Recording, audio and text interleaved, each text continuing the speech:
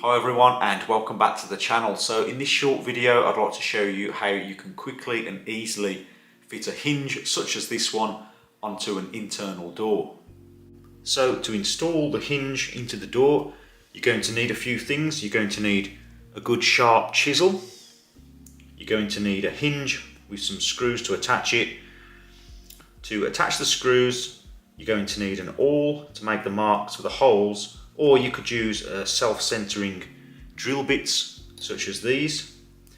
To mark around the hinge to cut out the recess we're going to need a marking knife or utility knife, and then to make the pilot holes we're going to need a drill, and we're also going to need a square and a mallet. And you're also going to need something to hold the door steady while you're fitting the hinge. So I made this jig. It's a door stand made out of an old piece of 2x6, and it has a wedge and that locks the door in position, keeps it nice and sturdy while you're working on it. If you'd like to know how to make your own one of these, I'll leave a link to a video I made about how to make one in the description box.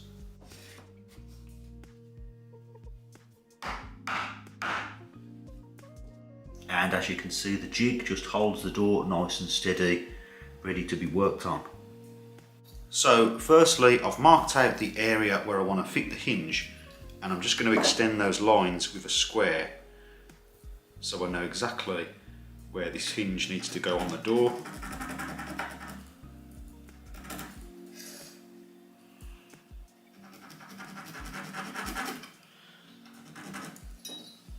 So next we can offer up the hinge to those lines that I've made. So instead of doing it this way, where it's difficult to see where you need to get it look square against the end of the door, it's easier to flip the hinge upside down, and then you're using the sort of barrel area as a stop, and then it's nice and square and it doesn't move.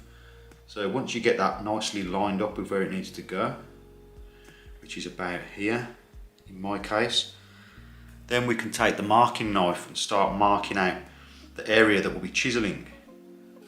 Make sure it's nice and sharp, and we're going to go down the sides first.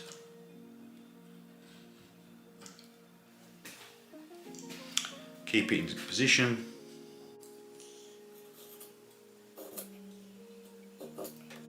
And when we're going along the front, don't put too much pressure on, because you don't want to follow the grain which is going in this direction. You want to follow the end of the hinge.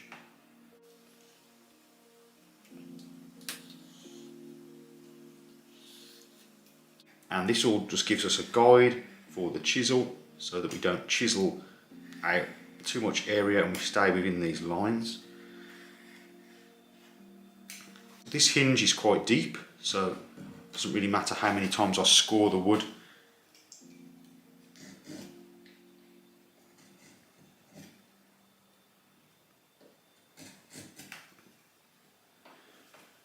So now I have my knife wall where the hinge is going to go, and I can just go back in and deepen those holes, being careful not to go out of the grooves that I've made, stay within those lines.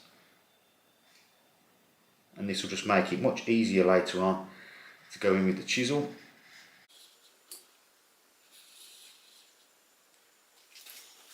This way you're going with the grain, and this way you're going across the grain, so it's harder to cut when you're going across.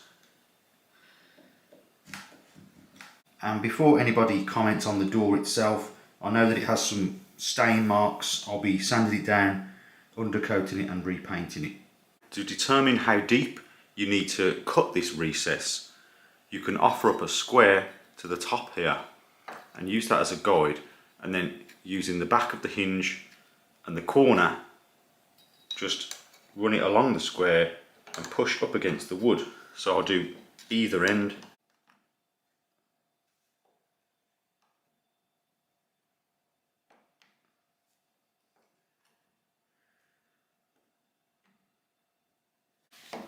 And then using the hinge itself like a little ruler, I'm just going to make a mark at the end of those little indents that I've made with the hinge.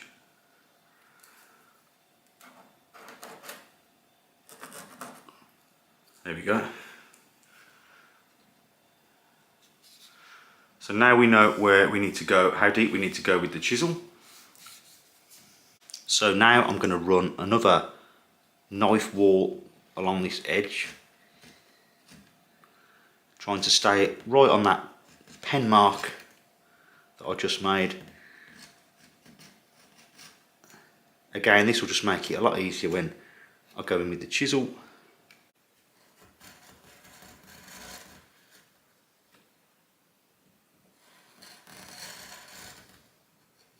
As you can see here, the thickness of a hinge can vary quite a bit. This brass one on the right is much thicker than that one on the left, so you have to be careful not to go too deep or too shallow when chiseling out the recess. So you can see this hinge here, this was fitted before I bought the house years and years ago, and the problem with this hinge is that the recess is a bit too deep. As you can see here, there's like a lip, so whoever fitted this didn't check the depth required and they just sort of guessed it, and then it's too deep. So you don't want to do that, because it's very easy to remove material, but it's not so easy to add it back on again. So you want to get this nice and flush with the door frame and flush with the door. You can see here again it's too deep, there's a lip going in, so you want to aim to get it as flush as possible. And you can imagine that if you don't take care to get these flush with the frame and the door, then you don't really know if these parts are square to the door. So the door is nice and flat and square, but because this is recessed quite deeply, you don't know if the hinged part is sort of on an angle this way or this way. If you get this nice and flush with the door and with the frame, you've got more chance of it being nice and straight and square, so that the door closes nicely. So now once you've got your knife wall in place and it's all ready to go, you can take a chisel. I'm using a 19mm because it's pretty much as wide as the area that I want to chisel out, so I don't really need a bigger chisel. And I've got a mallet here to help me. Initially I want to stay away from these ends, both sides. I don't want to spread these out anymore, so I won't be going straight into those lines with a chisel. First I'll be making some relief marks all the way along before I start actually chiseling material out.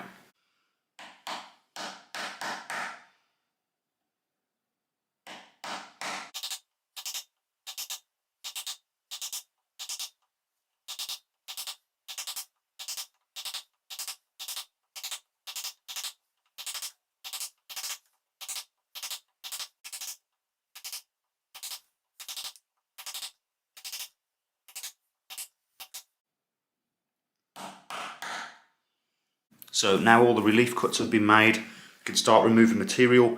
Keep the chisel nice and low, you don't want to angle it too high and dig deeper into the door.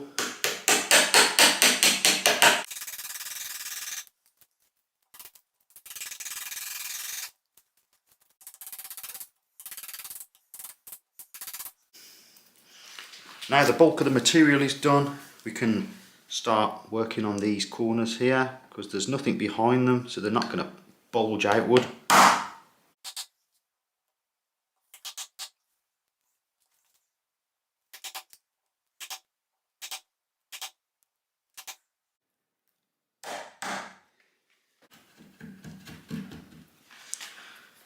And you can see I'm using the base of the chisel, keeping it flat along this hole that I've made so that I don't dig too deep into the material, using that as a reference, and just very carefully shaving off more wood.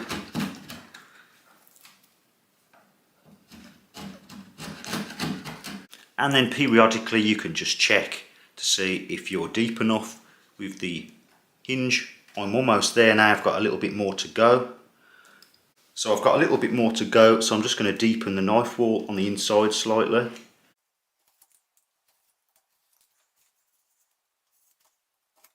And then carry on removing material, keeping the chisel nice and flat.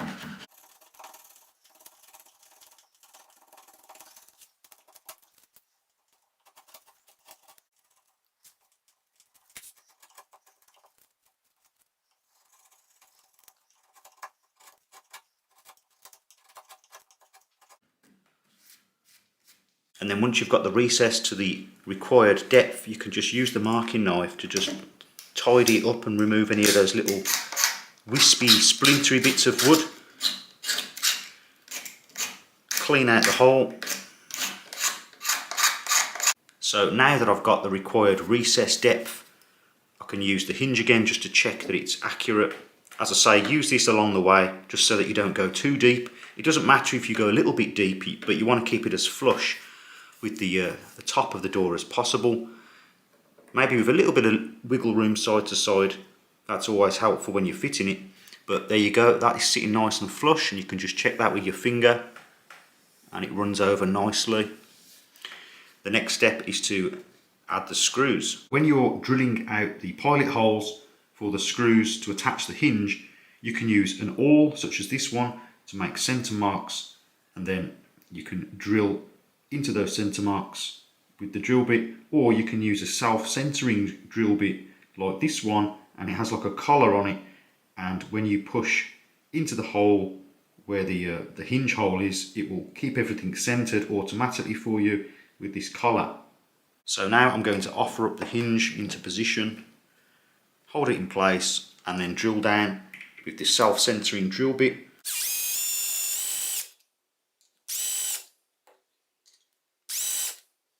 And that keeps everything aligned, nice and easy.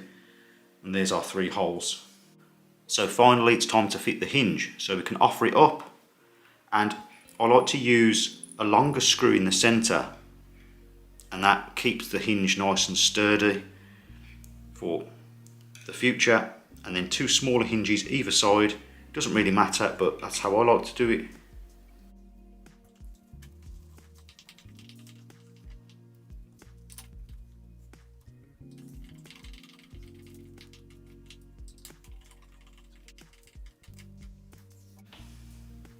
And you want to make sure that the heads of the screws sit nice and flush, so they need to go into the countersunk area of the hole on the hinge. You don't want them sitting proud, you want them to be nice and flush like this. And then any marks you've made with a pencil, you can just rub off with the end of the pencil using the rubber. And there you have it, the hinge is now fitted, sitting nice and flush with the door, nice and square, ready to go onto the door frame.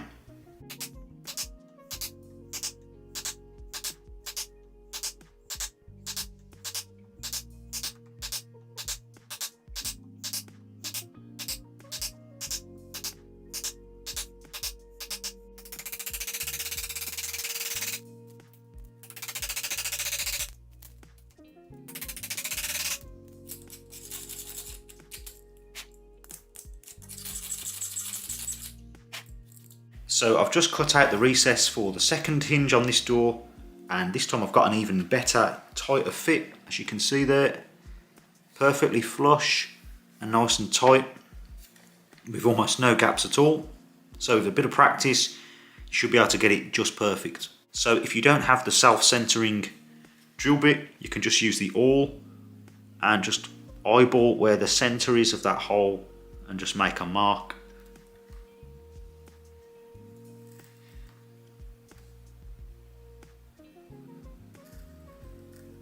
Like so. You've got your 3 holes there centralised.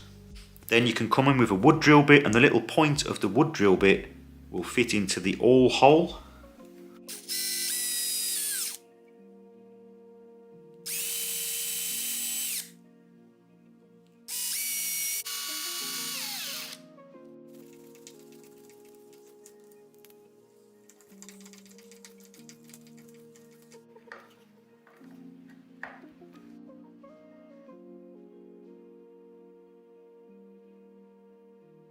Okay, so that's about it then for this video.